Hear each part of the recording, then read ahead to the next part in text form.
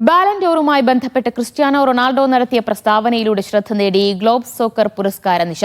ലോക ഫുട്ബോളർ പട്ടത്തിന് ഏറ്റവും അർഹൻ വിനീഷ്യസ് ജൂനിയറാണ് എന്ന പോർച്ചുഗീസ് സൂപ്പർ താരത്തിന്റെ പരാമർശമാണ് ചർച്ചകൾക്ക് വഴിവെച്ചത്.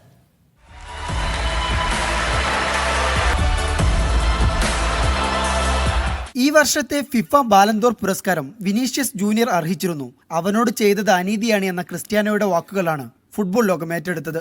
ദുബൈ പാം അറ്റ്ലാന്റിസിലെ സദസ്സ് കരഘോഷത്തോടെ ഏറ്റെടുത്ത പ്രസ്താവന സമൂഹ മാധ്യമങ്ങളിലും ഓളമുണ്ടാക്കി.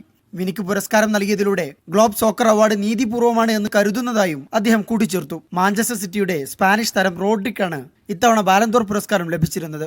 വെള്ളിയാഴ്ച രാത്രി അറ്റ്ലാന്റിസിൽ നടന്ന താരനിബിഡമായ ചടങ്ങിലായിരുന്നു ഗ്ലോബ് സോക്കർ പുരസ്കാര പ്രഖ്യാപനം. മികച്ച താരമായും സ്ട്രൈക്കറായും വിനീഷ്യസ് തെരഞ്ഞെടുക്കപ്പെട്ടു. ഈ വർഷം റയൽ മാഡ്രിഡിന് വേണ്ടി സ്പാനിഷ് ലാലിഗ, ചാമ്പ്യൻസ് ലീഗ് കിരീടങ്ങൾ നേടുന്നതിൽ നിർണായക പങ്കുവഹിച്ചതാണ് വിനീഷ്യസിനെ പുരസ്കാരത്തിന് അർഹനാക്കിയത്. വിവിധ വിഭാഗങ്ങളിൽ Cristiano Ronaldo, Jude Bellingham, Lamine Yamal തുടങ്ങിയവരും പുരസ്കാരത്തിന് അർഹരായി. ഷെയ്ഖ് മൻസൂർ ബിൻ മുഹമ്മദ് അവാർഡുകൾ വിതരണം ചെയ്തു. ബ്രസീൽ സൂപ്പർ താരം Neymar, Rio Ferdinand, Gerard Pique, Alessandro Del Piero, Thibaut Courtois തുടങ്ങിയ പ്രമുഖർ ചടങ്ങിൽ പങ്കെടുത്തു. ദുബൈ സ്പോർട്സ് കൗൺസിലിന്റെ സഹകരണത്തോടെയായിരുന്നു പുരസ്കാര നിശ.